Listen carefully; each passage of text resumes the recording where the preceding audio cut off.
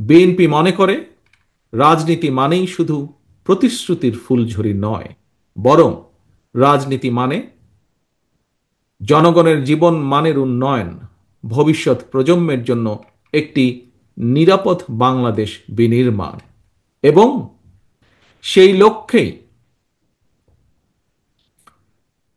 সেই লক্ষ্যেই বর্তমান এবং ভবিষ্যৎ প্রজন্মের জন্য বিএনপি কী ধরনের পরিকল্পনা বাস্তবায়নের রূপরেখা প্রণয়ন করেছে, বেশ কিছু বিষয় ইতিমধ্যেই একটি সুনির্দিষ্ট পরিকল্পনা জনগণের সামনে আমরা তুলে ধরেছি বিভিন্ন কর্মসূচিতে, বিভিন্ন বক্তব্যের মাধ্যমে, বক্তব্যের ভেতর। বিএনপি শুধু পরিকল্পনা গ্রহণ করেই ক্ষান্ত থাকে নাই, কিভাবে কোন উপায় গৃহীত পরিকল্পনা বাস্তবায়ন করা হবে সে ব্যাপারেও বিএনপির পেপার ওয়ার্ক চূড়ান্ত পর্যায়ে। আজকের এই আলোচনা সভায় আমির খসরু সাহেব ওনার বক্তব্যে এ ব্যাপারে কিছু কিছু বিষয় তুলে ধরেছেন। প্রিয় সহকর্মীবৃন্দ, প্রিয় ভাই বোনেরা, সম্মানিত সভাপতি, সম্মানিত নেতৃবৃন্দ, সিল্কোর সিল্ক অ্যান্ড শাইন, যাতে আছে আর্গান অয়েল ও ওট প্রোটিনের গুডনেস, যা আপনার চুলকে রাখে হেলদি অ্যান্ড শাইনিং। বিএনপি গৃহীত পদক্ষেপগুলো সারা দেশে মা বোন, তরুণ জনগোষ্ঠী, শিক্ষক শিক্ষার্থী সহ বিভিন্ন শ্রেণী পেশার জনগণের কাছে আমাদের সকলকে পৌঁছে দিতে হবে। জনগণের সঙ্গে নিবিড় সম্পর্ক আমাদেরকে বজায় রাখতে হবে।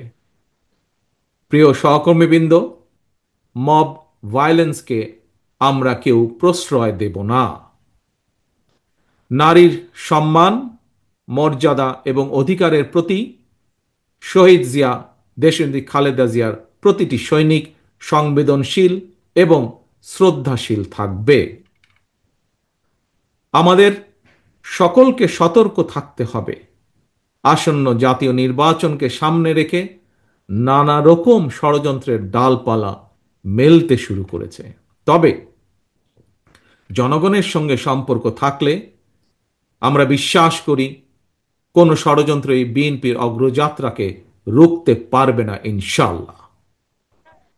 ৪৭ বছরের গৌরবান্বিত পথ চলায় বিএনপি বরাবরই দেশের গণতান্ত্রিকামী জনগণের সহযোগিতা এবং সমর্থন পেয়ে এসেছে।